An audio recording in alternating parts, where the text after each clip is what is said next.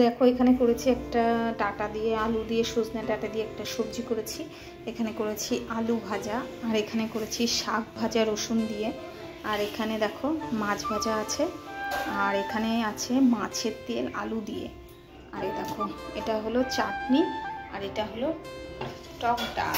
এই দেখো টক ডাল করেছি, টক ডাল আর চাটনি একই দিনে হয়ে গেছে, কিছু করার নেই। আর এখানে মেয়ের জন্য একটু ডাল সিদ্ধ রেখেছি। তো এই আজকে রান্না বান্না করেছি। তো চলো, নমস্কার আমার প্রিয় বন্ধুরা, তোমরা সবাই কেমন আছো? শর্মিষ্ঠাস ব্লগ চ্যানেলে তোমাদেরকে অনেক স্বাগতম আর অনেক অনেক ভালোবাসা দিয়ে আজকের ভিডিওটা কিন্তু শুরু করেছি।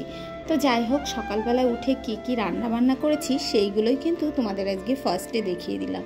তো দেখো আমার কিন্তু রান্না বান্না হয়ে গেছে, আর সমস্ত বাসি কাজকর্ম কিন্তু মোটামুটি কমপ্লিট করে ফেলেছি। তো দেখো এখন কিন্তু মামামকে স্কুলে পাঠাতে হবে। তো সকালবেলায় কিন্তু এই দায়িত্বটা আমার বড় দায়িত্ব, জানো তো। মামামকে স্কুলে পাঠাতে পারলে তারপরে কিন্তু আমার মনে হয় না বড় একটা কাজ কমপ্লিট করতে পারলাম। তো দেখো আমি কিন্তু মামামকে দিয়ে আসবো, তো রেডি নিজেও হয়ে গেছি। আর রান্নাটাও তো আমাকে সকালবেলায় কমপ্লিট করতে হবে, কারণ ছেলে, তোমাদের দাদা ভাই সবাই কিন্তু তাদের কর্মস্থলে যাবে। তো যাই হোক, জলটা শেষ কর, জলটা শেষ কর। দেখো মামাম স্কুলে পরীক্ষা দিতে যাওয়ার জন্য রেডি হয়ে গেছে, মামাম পুরো রেডি।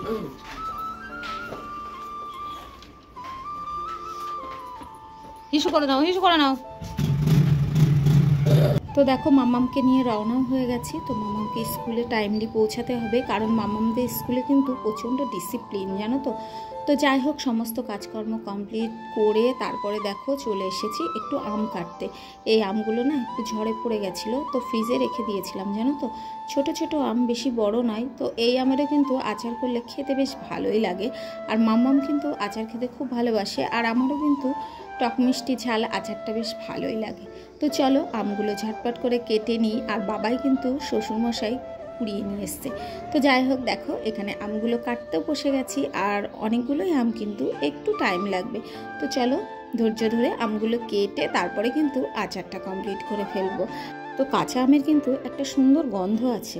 তো আমি তোমাদের দাদাভাইকে বলছিলাম যে জানো তো, এই আমগুলো ছোটোবেলায় আমরা ছোট ছোট করে কুড়িয়ে আম মাখা করে খেয়েছি কাসুন্দি দিয়ে, দারুণ টেস্টি লাগে। কিন্তু এখন আর খাওয়া হয়ে ওঠে না, জানো তো।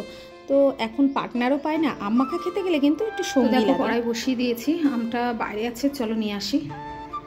ওই দেখো আমটা রোদে দিয়েছিলাম একটু বেশি সময় না, তো কেটে ধুয়ে লবণ হলুদ মাখাইনি, এমনি এখানে রোদ্রে দিয়ে রেখেছি। তো চলো, শুকাবো না, এরকমই করে নেব। এই দেখো, আর রোদের যা তাপ, তো আচার করে না রোদ্রে দিয়ে দেবো। তো চলো আচারটা ঝটপট করে কমপ্লিট করে ফেলি। তো দেখো ফোড়নের জন্য একটু 5 ফোড়ন শুকনো লঙ্কাই দেবো। তো চলো,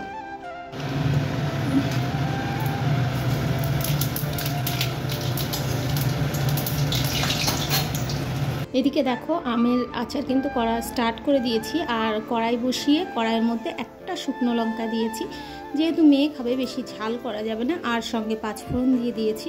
দিয়ে আমগুলো একটু ভাজা ভাজা করে নেব। তো একটু লবণও দিয়ে দিই, কেন বলো তো, লবণ না দিলে কিন্তু নরম হবে না। আর সঙ্গে কিন্তু চিনিটাও তাড়াতাড়ি দিয়ে দিতে হবে, কারণ চিনি থেকে যে রসটা বেরোবে না, ওই রসে কিন্তু আমটা সিদ্ধ হয়ে যাবে। তো যাই হোক, মনে হচ্ছে বেশ চিনি লাগবে, কারণ আমটা কিন্তু বেশ গন্ধ বেরোচ্ছে টক টক, আর কচি আম তো হিমসাগর আম দিয়ে করলে না চিনিটা কম লাগে। কিন্তু এইগুলো না হিমসাগর আম নয়, এগুলো আঠির আম। তো আমাদের এই বাড়ির সাইডে প্রচুর আম হয়েছে, আম বাগান আছে, তো প্রচুর আম ধরেছে গাছে। এবার ঝড় বৃষ্টিও হয়তো বেশি হবে। অনেকে বলে যে যখন গাছে বেশি আম ধরে, মানে গাছে বেশি ফল ধরলেই নাকি ঝড় বৃষ্টিটাও একটু বেশি হয়। তো যাই হোক, জানি না কি হবে। তো দেখো এদিকে কিন্তু আমের আচারটার মধ্যে একটু লবণ, একটু চিনি আর হলুদ দিয়ে দিলাম। এইবার কিন্তু আস্তে আস্তে নেড়ে নেড়ে, দেখো চিনি দিয়ে একটু ঢাকা দিয়ে দিয়েছিলাম, আর জল বেরিয়েছে কতটা, দেখো রস, জল না এটা রস বেরিয়েছে। দেখো এই রসে কিন্তু আমটা সিদ্ধ হয়ে যাবে, সুন্দর সিদ্ধ হয়ে যাবে। একটু ঢাকা দিয়ে দিয়ে আস্তে আস্তে করলেই কিন্তু দারুণ হবে, জানো তো। এই দেখো, তো দেখো চাটনিটা কিন্তু ফুটছে, আর কিন্তু মিষ্টি কিন্তু একটু হয়নি, জানো তো। তো আরও মিষ্টি দিতে হবে। তো চিনি তো শেষ, দেখো। তো যেটুকু আছে সেটুকুই দিয়ে দিই, চলো। এটুকুই আছে, তো এটুকুই দিয়ে দিই, কারণ মিষ্টি হয়নি, খুব টক। তো দেখো এখনও টকবক টকবক করে ফুটছে, আর মিষ্টি মনে হচ্ছে এখনও লাগবে, কিন্তু চিনি তো নেই। এই দেখো কতটা চিনি দিলাম। এই আমগুলো না খুব টক, জানো তো আরও মনে হচ্ছে চিনি দিতে হবে। তো দেখি কি করা যায়। তো চলো ঠাকুর ঘরে না কিছু বাতাসা আছে, ওইগুলো নিয়ে আসি। এখন না আচারটা করে স্নান করে নেবো, জানো তো। ঠাকুর ঘরে কিছু বাতাসা আছে, সেই তোমার অসহ্য হয়েছিল, তারপরে তো আর ফেলা হয়নি। তো সেই বাতাসাগুলো ভাবছি দিয়ে দেবো, কিন্তু তোমাদের দাদাভাই কোথায় রেখেছে সেই বাতাসাগুলো দেখতে পাচ্ছি না। এই জন্য কোথায় রেখেছে এখন, এখানে তো নেই দেখছি। না হলে কি দেবো কে জানে। আর কতটা চিনি দিলাম, কিন্তু কিছু হলো না। এই দেখো ঠাকুর ঘরে চলে এসছে, কিন্তু ওগুলো মনে হচ্ছে নতুন, আজকের না। না হলে না এক কাজ করি, একটু গুড় দিয়ে দিই, জানো তো, কারণ এতটা মানে চিনি দিলাম হলো না, একটু গুড়ই দিয়ে দেবো। নাহলে মিষ্টি না হলে আমার চাটনি কিন্তু একদমই খাওয়া যাবে না, ভালো লাগবে না। আর এই দেখো বাসনগুলো তুলতে হবে, বাসনগুলো রয়েছে, ঠিক আছে। বাসনগুলো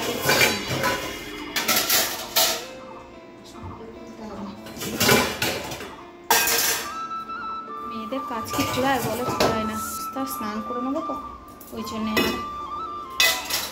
আর গরমে কিন্তু একটু সাজুগুজু করতে ভালো লাগে না, আমার মনে হয়। গরমের মধ্যে একদম হালকা পাতলা সিম্পল থাকা কিন্তু খুব ভালো। তো চলো বাসনগুলো তুলে নিই। এই দেখো গুড় রয়েছে, দেখেছো তো। চলো গুড়টা খারাপ না, একটু গুড়ই দিয়ে দিই, নাহলে মিষ্টি না হলে না মেয়ে খেতে পারবে না।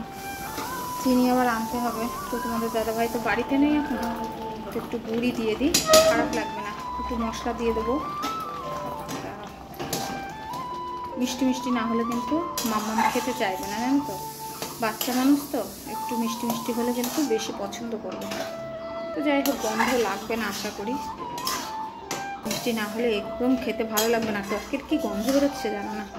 আর যখন আমটা কাটছিলাম, আমগুলো বেশ সুন্দর একটা সেন্ট বেরোচ্ছে, দারুণ।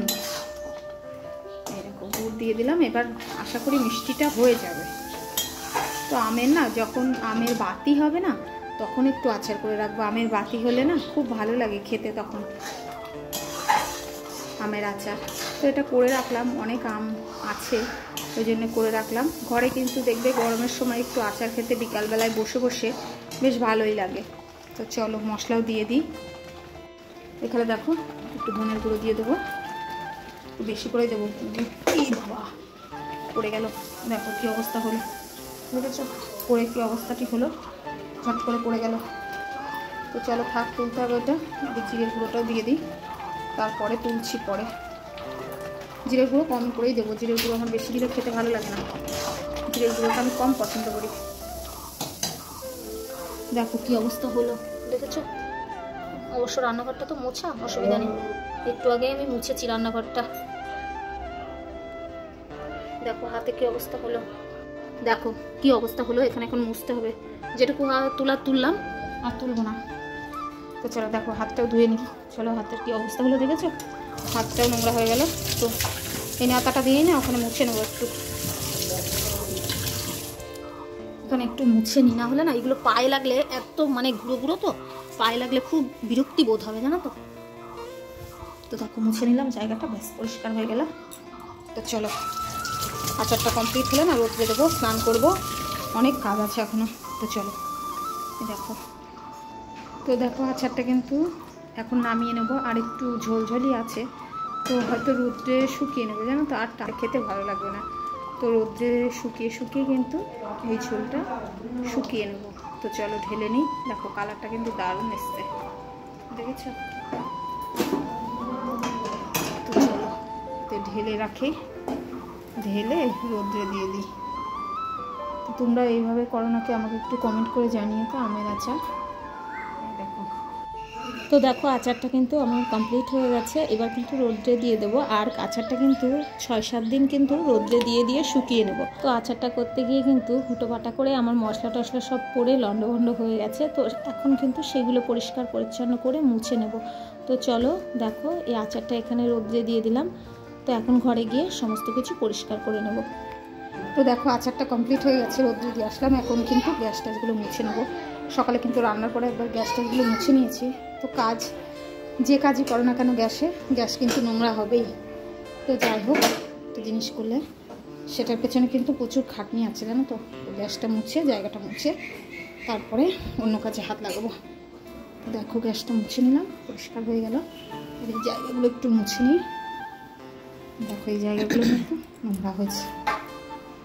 তো চলো বন্ধুরা, ভিডিওটা যদি তোমাদের ভালো লাগে তাহলে লাইক কমেন্ট শেয়ার করে আমার পাশে থেকো, আমাকে সাপোর্ট করো। Tata, good bye.